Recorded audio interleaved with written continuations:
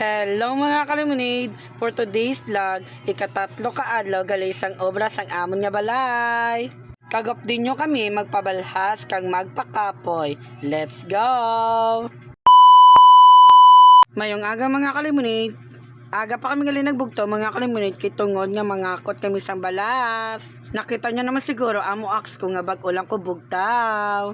Kag shoutout gali sa duwa ka bata nga nagbulig sa amon. Madamo gid nga salamat. Bali gali mga kalimunin nangakot kami di gali balas kay kinahanglan namon sa Lunes. And sorry gid mga kalimunin kay bag-o lang ko ka voice over kag bag-o ko lang ma-post ang video nga ini. Subong lang ko mga kalimunin nakapag voice over. Hubog adlaw mo, charot.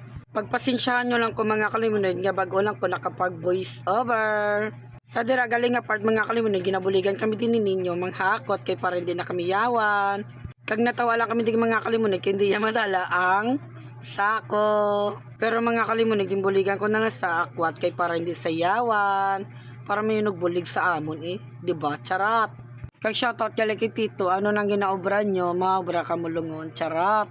Why ko idea mga kalimunig kung ano nang ginaobra ni Tito. Bale natapos na kami gali sa pangakot, kag mo na ang gipangakot lamon. Damo na Sa amo na galing nga part mga kalimunid, ikaduwa pala na nila nga adlaw nga pag-obra sang amon nga balay. Amo na to galing ang resulta. And of course mga kalimunid, grabe sila yakapisan kay dasig-dasig na sila pa obraon. Pero hasta subong mga kalimunid, nagapasalamat pagit kami sa Ginoo. Kay ginganya kami blessings. Thank you Lord.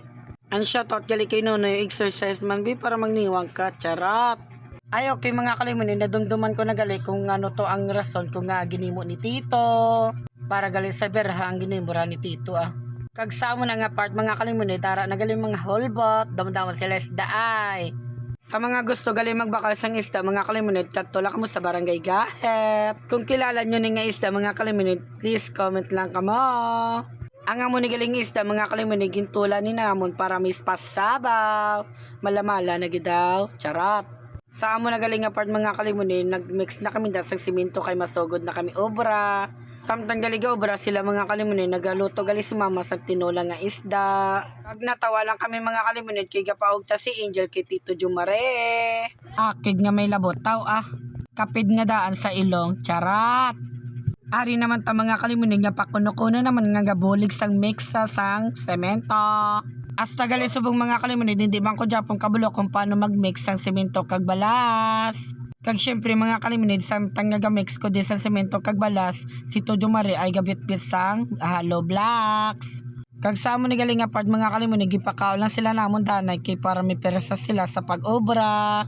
Pati ko ring makaon man, ano ka, gawbra ka, charat. Kag wain ako dagali nakasabay sila kaon mga kalimunid, kitungod nga may ginlaktan ko. Pagabot ko yung mga kalimunid, ang koring namon nara na sa babaw atop. Sino nagabuyda? Charot lang. Ako gali. Pagkatapos nila kaon mga kalimunid, nagsugod na sila dayon obra. Appendix ba? Charot lang. Nagpaway-way danay Ipakita ko lang karon sa inyo mga kalimunid kung ano nang resulta sang ilang nga ginobra.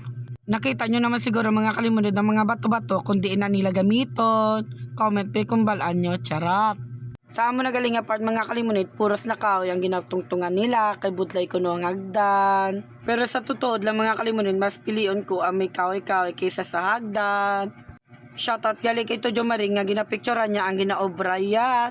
Tanda man, charat. Kag timing gid mga kalimunid nga may naglabay nga taho.